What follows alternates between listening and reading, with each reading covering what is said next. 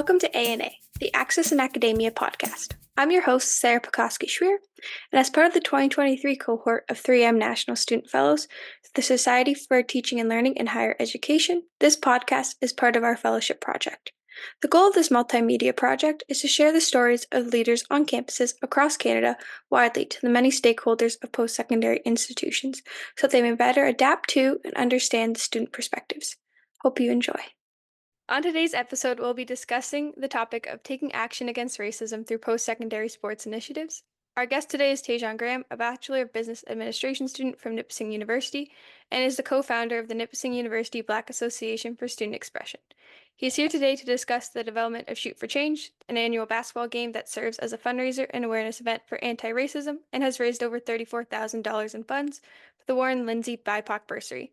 Taijon is a recipient of the Nipissing University David Marshall Leadership Award, recipient of the OUA Men's Basketball Champion EDI Award, and a two-time recipient of the OUA Men's Basketball Ken Shields Award. So welcome, Taijon. Thank you for joining us today. Some intro. Dang. Yeah. Thanks. Got to get all the accomplishments in there. Someone did your research. Dang. But yeah. No, thanks for having me. I appreciate it. Yeah. So we're just going to start up with an open-ended question. If you could just tell us a bit about yourself and what drew you into advocacy through an EDI lens and through the lens of sports. So my name is Taijon Graham. So I'm a graduating senior at Nipissing University. I've been a senior varsity athlete of the men's basketball team over the last 5 years. I'm currently in business administration, so I'll be finishing that up and graduating in June. What got me into this space was, obviously everyone saw what happened to George Floyd in 2020. It was obviously the beginning of the pandemic. So that was the end of my first year, going to my second year. And obviously, unfortunately, at the time, the university had an indecent response to what happened, with their first statement. And obviously, a lot of people were affected by a statement, including myself, specifically with our men's basketball team, myself and our two co-captains at the time, Quinton and Shannon Ashite, and our then manager in basketball operations, Kai Conklin, decided that we wanted to do something about it. So we went through the process during the 2020-21 school year, which was the COVID year, to start New Base. Because there wasn't any platform on campus for students who looked like us to have a voice or to talk about important issues. So that was something that we did. It took us basically about 4 or 5 months. We officially became a group January 2021. And since then, we've been ongoing. Obviously, I'm the last person from my original cohort to still be here, but New Base has been something that's been a really impactful thing in the community. It's garnered us a lot of opportunities. Everyone who's been a part of it has gotten some type of award, which I'm thankful for, because everyone's gone off to do bigger and better things from New Base and Nipissing. So that was basically how I got involved, which is really finding a way to make the bad situation to a positive and creating a platform for students like myself to have a voice and creating initiatives in a community that doesn't really know too much about these type of issues, and just finding a way to make things better for North Bay and Nipissing University as a whole. Yeah. And because for those who don't know, I also go to Nipissing myself. And I know that New Base has done several things since its inception. So from events to awareness campaigns, they've also created a list of courses at Nipissing, which I remember when that happened. I think I was a part of NUSU at the time, which is a student union. So they created the diversity and multiculturalism courses that students can take if they wanted to add that to their education, which is still up on the website, which is a great tool for students to use. So a lot of different resources that New Base does. So if you want to talk a bit now about Shoot for Change and how that kind of came to be, because I know that's kind of like your little baby, your inception. So if you want to talk about that too, that'd be great. No, for sure. So Shoot for Change was an idea that I came up with once again during COVID. So we had a lot of downtime during COVID. Obviously, like I said, I'm also in the men's basketball team, so I'm a big NBA fan. And at the time, the NBA was doing a lot of great work with diversity and anti-racism promotion back at the NBA bubble. So the NBA, for those who don't know, the NBA went to Orlando to finish off their 2019-2020 NBA season, which was in a bubble, which was at Walt Disney Sports Complex. And that was the opportunity where they did a lot of stuff with anti-racism promotion. They had jerseys, they had messages, PSAs, all these type of things. And that really impacted me, because I was like, wow, that's awesome. In my first year at Nipissing, women's basketball did something called Shoot for the Cure. So once again, for those who don't know, Shoot for the Cure is a annual event at all youth sports schools that have a women's basketball team that do a fundraiser for breast cancer awareness. And I saw how successful that was. So during the time of COVID, I told myself, if there's a way to combine what the NBA bubble did and Shoot for the Cure and kind of cater that towards anti-racism promotion, I had something. So over the course of the 2020-21 school year, I created the blueprint for Shoot for Change. So I presented to Vito Castiglione, who was our athletic director, my head coach Thomas Corey, then women's basketball coach Katie Hamilton. Just about this is the idea that I have for Shoot for Change. So the blueprint included stuff like the T-shirt designs, how to fundraise money, what it would be for. Because at Nipissing there wasn't any bursary for BIPOC students. And the year during COVID, we did a lot of work, new base online. We did like our Time to Educate series. We did an Uni T-shirt campaign. We did a lot of great things over at the computer. But we knew that going back in person in the following school year, which was the 21-22 school year, that we wanted to do bigger things. And me personally, I wanted to find a way to make tangible change, something that people can really have an impact with. And I knew that Shoot for Change would be the perfect way because as athletes, we have an amazing platform to really give back. And especially at Nipissing or North Bay in general, where we're really the highest level of sports that's offered in North Bay versus Toronto, where I'm from, where obviously you have the Raptors, Toronto Maple Leafs, things like that. There's a lot of other opportunities. But here at North Bay and Nipissing specifically, student athletes are really the voice, and student athletes are really the people that get seen the most. So I knew that we really have a big impact. So did all the work, was able to get the school on board. Then our new president Kevin Wamsley, obviously introduced to him about that. So I got everyone on board. Did the first game in March 11th, 2022 against Ontario Tech University. I was able to use my connections from my Athletes for Change group, which is another group that I started. And first game was a huge success, raised $18,000. And since then, we've done two more games. As recently this year, we did our game in January 2023 against University of Windsor, whose head coach Chris Chang was the oldest Nipissing coach. So that was kind of a cool thing to do. And we successfully raised $7,000 again. And over the last 3 years, as you said in the intro, we've raised $34,000. So it was a lot of work to start Shoot for Change. It's something I was really passionate about. And I'm just really proud because the impact of Shoot for Change has not just been at Nipissing, but other schools have done it as well. Guelph has done the game. Laurentian has done the game. Ontario Tech has done the game. Waterloo has done the game. So a lot of other schools have seen the impact that Shoot for Change can have on their campus and have adopted their own version. That's something I'm really proud of and hoping to continue to do. Even though I'm graduating as a student athlete, it's something I still want to keep going. Hopefully the ultimate goal is to make this a youth sports thing, and I don't see why I can't be. Yeah, that's awesome. And I think it's really important to point out that the goal from it that came out was the BIPOC Bursary, which is the Warren Lindsay Bursary Fund that we Yes. didn't have on campus before, and our universities is now technically officially almost over 30 years old, which is really great that that came out of it.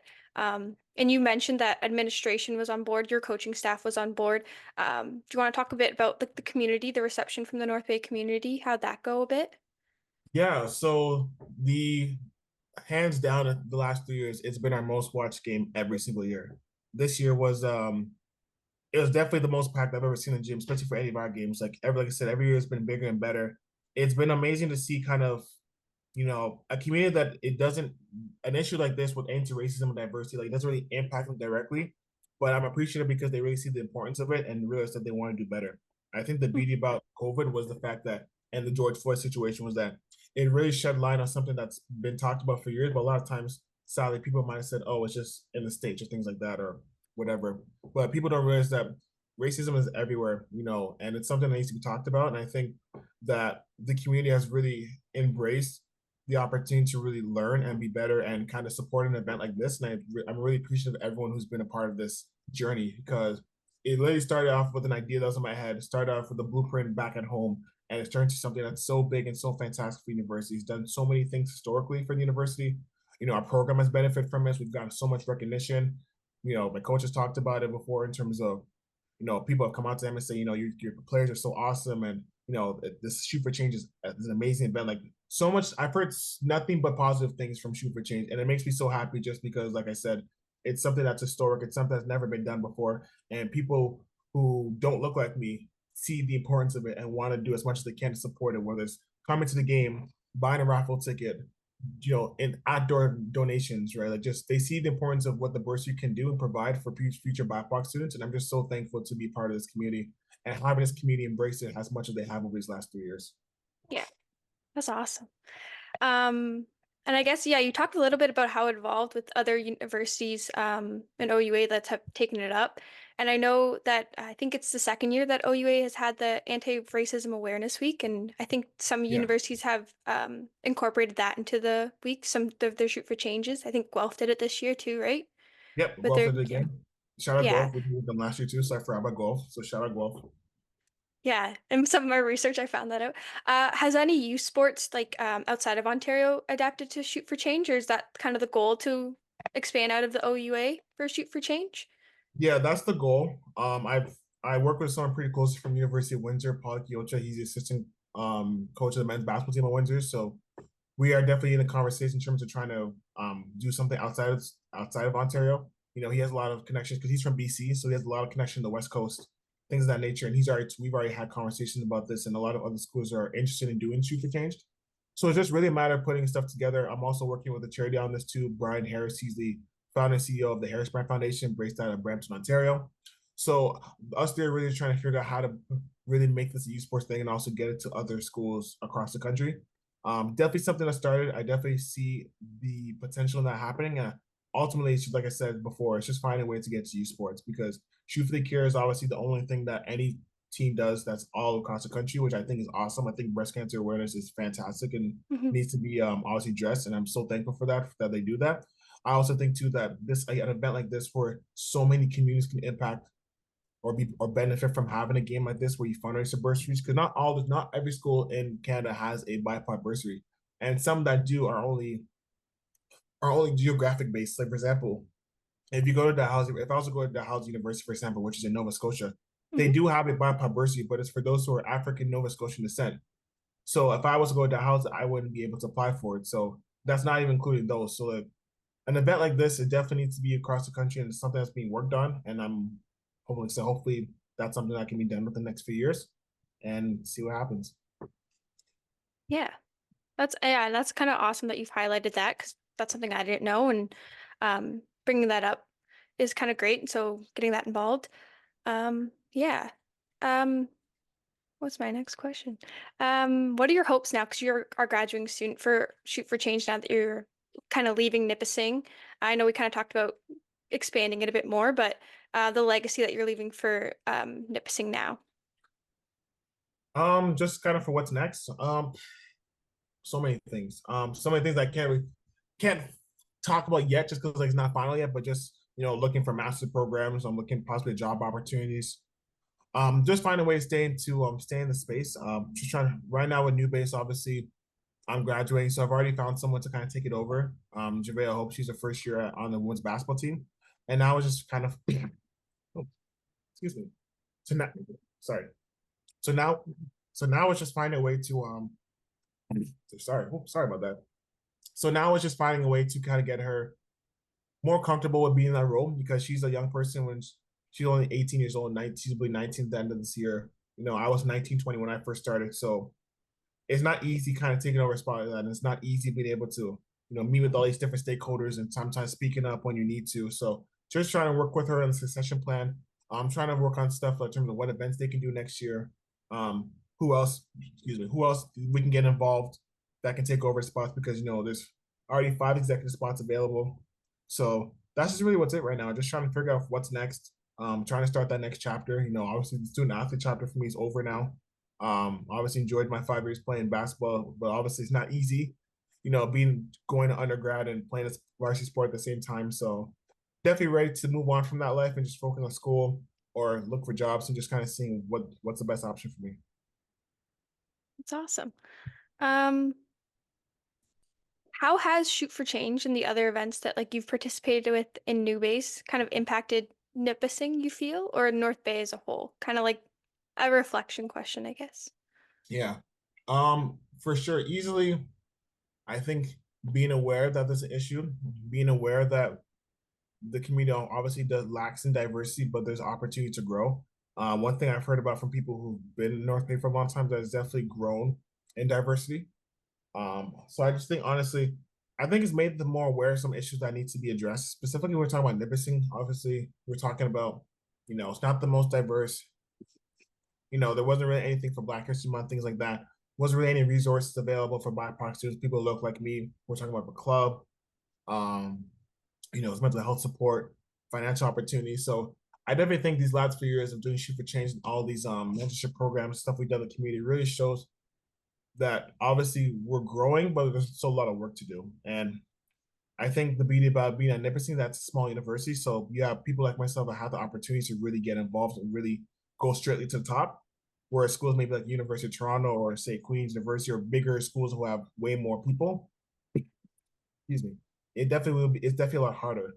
So I just think reflecting on it, um, just really being able to see the work that still needs to be done. But I think like the tight and close knitness of the community allows it to be a quicker process versus a bigger university or a bigger city that has so many more hoops to jump through and just a lot of things to go through. But that's definitely the biggest thing I'll say for the reflection period.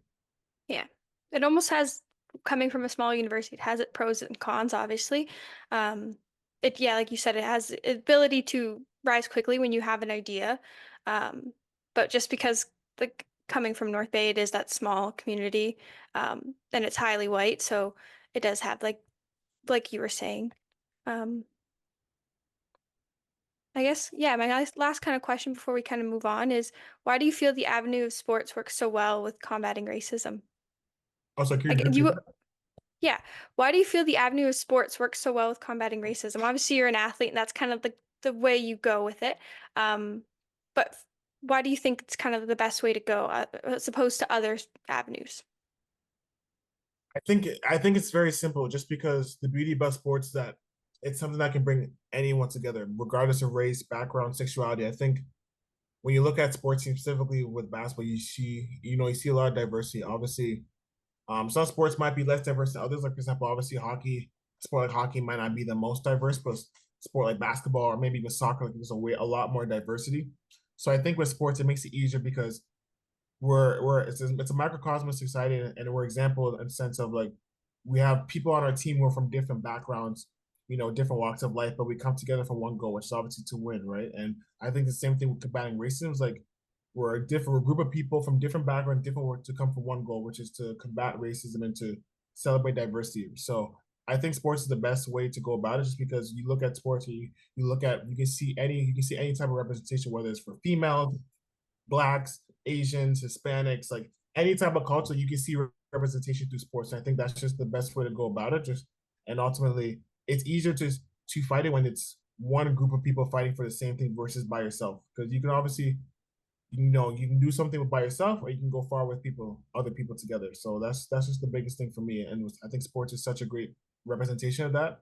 And like I said, just being able to do events like Shoot for Change, and do events like our mentorship program, and having different athletes, especially with my team, teammates who are white, who are from less diverse people still supporting this. It just makes the messages greater, because if you see people that look like you that are saying something a message of another race, it hits different, and that's something that I think that sports can allow, and it's a platform that people can use to really get involved and make a difference.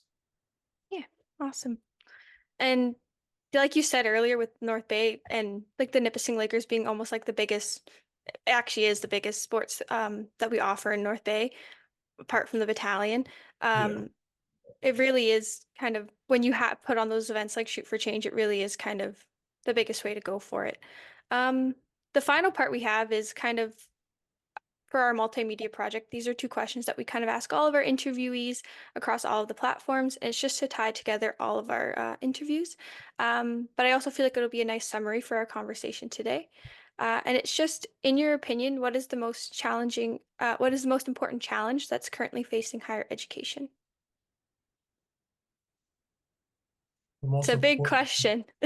it is a big question. I have to think on this because like where do I start? Yeah.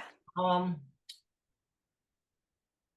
okay, I'll put it this way. I think one thing that with higher education, I think is resources. I think finding the right resources. I'm actually doing a project about this right now, but I think finding the right resources for marginalized groups, specifically in communities like North Bay, for example, that are not diverse. To elaborate, it's very difficult. Like, sorry, like I've been fortunate from a big state to be able to transition to a small city, but I know sometimes people struggle to come from other cities into a small city like North Bay. And it can and not just North Bay, I'm only saying it because I go to Nipissing, but it could be any other school across the country. I think having resources available to make people feel comfortable, whether it's like marginalized groups, it can be international students.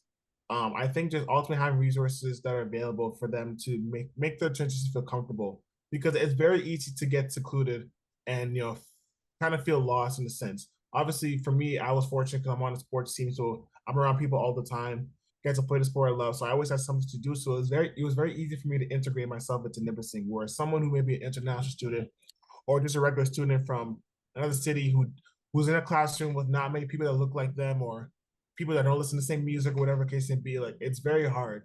And I think ultimately having if institutions can have resources available, whether it's for mental health, whether it can be for food, whether it can be for culture, it can be music, it can be events, like whatever the case may be. I think having resources available will make the difference and make people feel comfortable. And ultimately, people will feel comfortable going to these universities because they know it's at their disposal. Like people don't want to go to university where they feel like they won't be heard or they won't be represented or they won't be supported. And I just think that's just the biggest thing. Just like I said, ultimately, just to round it out, just having more resources available that marginalized communities can use to make them feel heard and also feel comfortable in the surroundings. Yeah, and I think something that's really important that you mentioned was the resource of culture.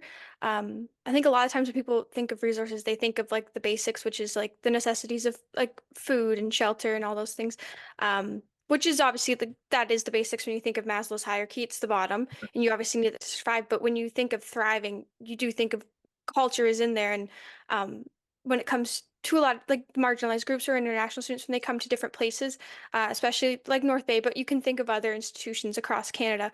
When they go to those places, if they don't have that aspect of culture, sure, they will do well if they have that basic, the lower element of Maslow's hierarchy, but if they don't have that aspect of culture, they might not thrive as well as they could.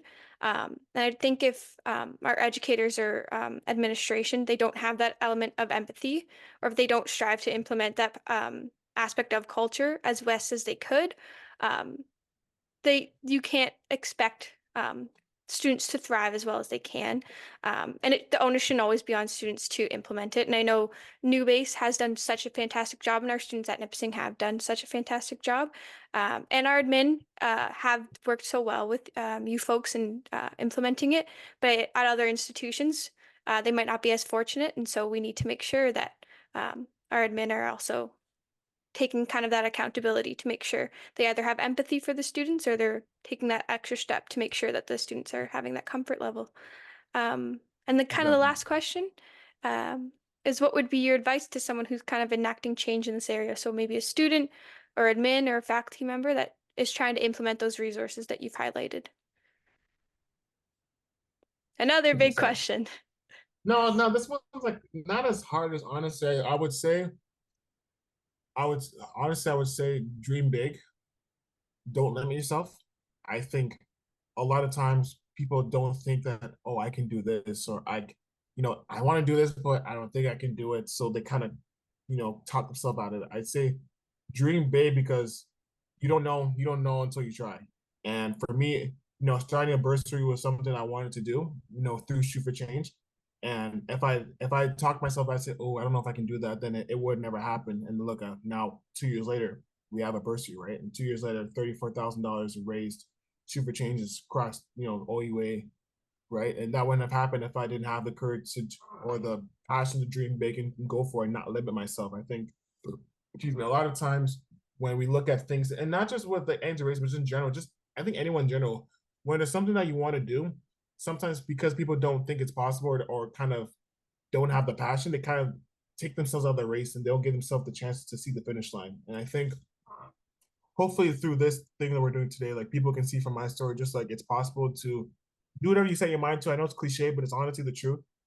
And just dream big and with a little passion can go a long way. You can really do anything you set your mind to. And I think a space like anti-racism, it's not an easy space to tackle, especially with communities like that are not as diverse, but it is possible. And I think once you're able to break through, you're gonna feel so much better because you're gonna say, okay, I didn't quit. I made a difference, and that's what it's about. Because at the end of the day, you want to ask yourself this question: like, how do you want to be remembered? Do you want to be remembered as just somebody that went to school, or somebody who made a significant impact on the school? And I'm proud of, with my 5 years that I've done, specifically these last four since I've been in this space, that I've done something that no one's ever done before. I've met so many amazing people. I have an exec team that was phenomenal these last 3 years before they graduated last year. So just dream big, don't limit yourself, and with a little passion can go a long way. Yeah, awesome. Thank you so much for those words. But that's it for now, unless you have anything else to add, Taijon. No, awesome. Good. Good. Well, thank you so much, and it's really been a pleasure chatting with you, and it's been a really great conversation. And for those of you that are listening, I'm sure you all agree that Taijon has done so much, and really has added a lot to Nipissing, and he's added a lot to the OUA, and hopefully one day to U Sports by making this a yearly thing. So thank you so much. Thank you for having me.